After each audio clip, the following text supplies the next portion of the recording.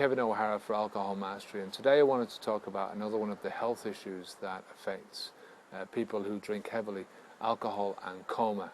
So what's the definition of a coma? Coma is defined when somebody has been unconscious for more than 6 hours, not responding to any outside stimulus like light, their limbs been moving around, pain or anything like that, and their general brain activity is down to the lowest possible level.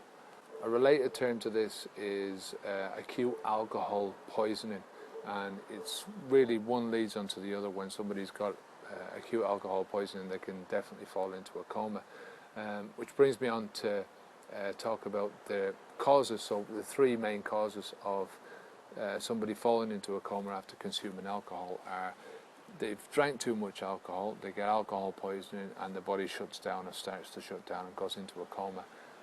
The second way is that if they've been drinking a lot of alcohol over a long period of time, not getting enough nutrition, the possibility of having mineral and vitamin deficiencies, and that can actually put them into a coma. And the third way is where they have too much to drink, fall down, beat their head off something, and go into a coma that way.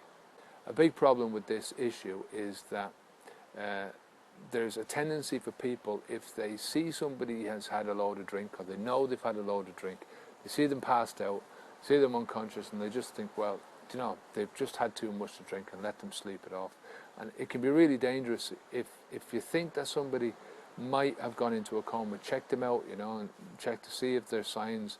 If you can wake them up if you can, and keep them awake, but definitely get some medical attention.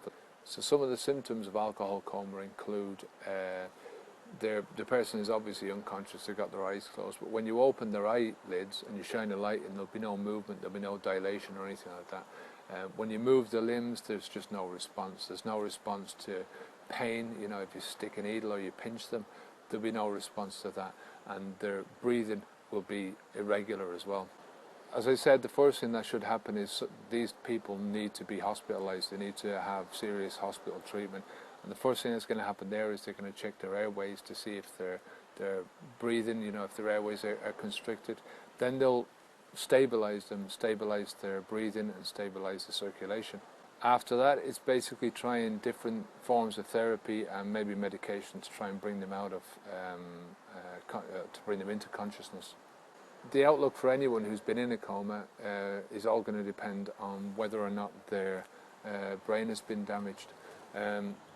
A lot of people come out of the coma with no problems. They just fit right back into their lives again. They've no long-term serious issues.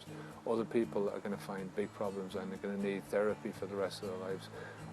Some people come out of coma and they're just basically hanging on. So that's just another reason that if you're drinking heavy, you should quit alcohol. It's just another one of those risks that you shouldn't be taking. My name's Kevin O'Hara for Alcohol Mastery.